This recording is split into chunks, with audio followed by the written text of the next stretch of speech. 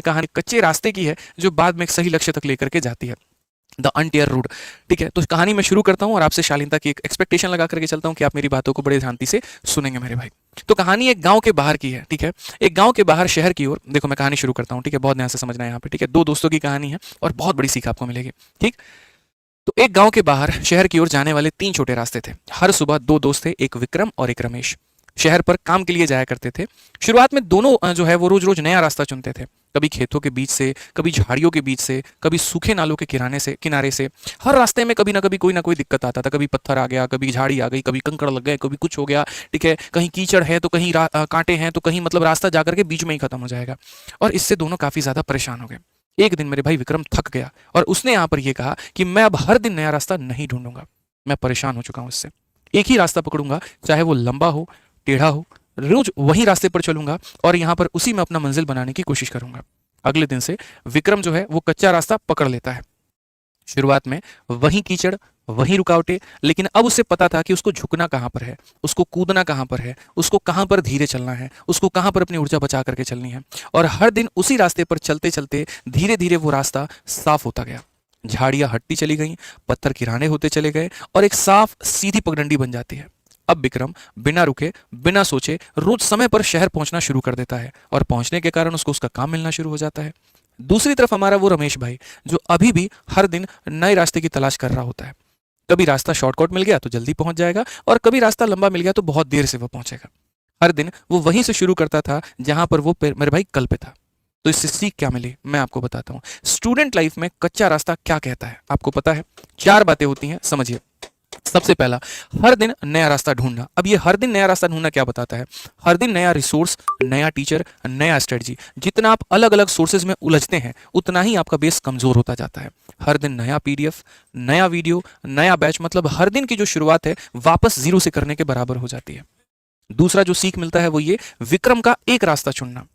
एक टीचर, एक किताब, एक प्लान, बार बार जब आप एक सोर्स को बार बार पढ़ते हैं, रिवाइज करते हैं, तो आपकी अंडरस्टैंडिंग और गहराई पकड़ती है। उसी तरीके से जैसे विक्रम ने एक रास्ता साफ किया, आप भी सिलेबस को साफ साफ समझना शुरू कर देते हैं। वो कहते हैं ना, ब्रूस ली की लाइन है वहां पर कि मुझे उस व्यक्ति से डर नहीं लगता है जिसको लड़ने के 10,000 तरीके आते हैं, मुझे उससे डर लगता है जिसने एक ही तरीके को 10,000 पर प्रैक्टिस किया हो। तो जो हमारा विक्रम भाई है वो क्या कर रहा है, वो एक ही रास्ते पर कई बार चला, उस रास्ते में आने वाली सारी अड़चनों को उसने साइड में कर दिया और उसने अपना एक सीधा रास्ता बना लिया। शुरू में उसको कठिनाई तो हुई है, लेकिन उसके बाद में क्या, उसकी मंजिल बड़ी साफ हो गई। सेम कहानी आपके साथ में है। जब आप एक किताब को पढ़ोगे, बार बार पढ़ोगे, आपको प्रॉब्लम आएगी, लेकिन उसके बाद में यहाँ पर आपके रास्ते क्लियर होते जाएंगे, चार जगह आप भटकोगे नहीं। तो तीसरा बिंदु मेरा इसी में है कि शुरुआत में जो तकलीफ है वो होगा, रिवीजन आपको बोरिंग लगने लगेगा, एक ही बुक को बार बार पढ़ना मोनोटोनस लगने लगेगा, लेकिन यही प्रैक्टिस, यही दोहराव, यही आपको मास्टरी की ओर लेकर के जाएगा। और मास्टरी जो होती है वही सिलेक्शन लेकर के आती है। तो ये तीन सीख हो गई आपकी। चौथी जो सबसे बड़ी सीख है वो यहां पर क्या है, विक्रम की स्मूथ जर्नी। फाइनल स्टेज पे क्लैरिटी हो, स्पीड हो या कॉन्फिडेंस हो, जो विक्रम के अंदर में आई वो किसी में नहीं आ सकती है। क्योंकि जो स्टूडेंट एक ही रास्ता पकड़ता है उसके लिए एग्जाम से पहले कुछ नया नहीं होता, उसके ऊपर में उसकी पूरी पकड़ बनी हुई होती है। उसे हर टॉपिक का मैप याद होता है, उसे हर टॉपिक का कंसेप्ट याद होता है, उसे पता है डिजिटल सम कहाँ लगाना है, उसे पता है यूनिट डिजिट कहाँ लगाना है, उसे पता है मेरे भाई यहाँ पर जो है डिविजिबिलिटी कहाँ लगाना है।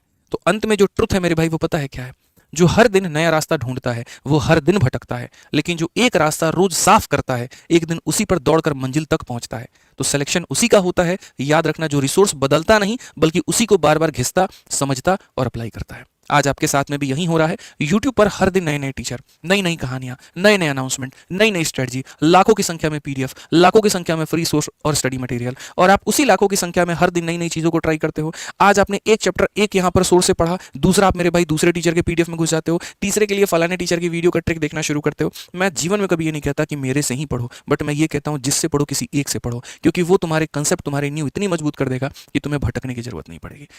इसलिए समझदार आप हैं, मुझे लगता है कि आपसे बेहतर यहाँ पर समझने वाला कोई नहीं है। तो आप अपने बुद्धि में इस बात को डालिए, अपने विवेक में इस बात को डालिए और आप यहाँ पर वो विक्रम बनिए जिसने एक रास्ते को चुना, अपने रास्ते के आ रही सब परेशानियों को दूर किया और उसके बाद में जीवन के अपने वो सफलता के मुकाम पर वो पहुंचा।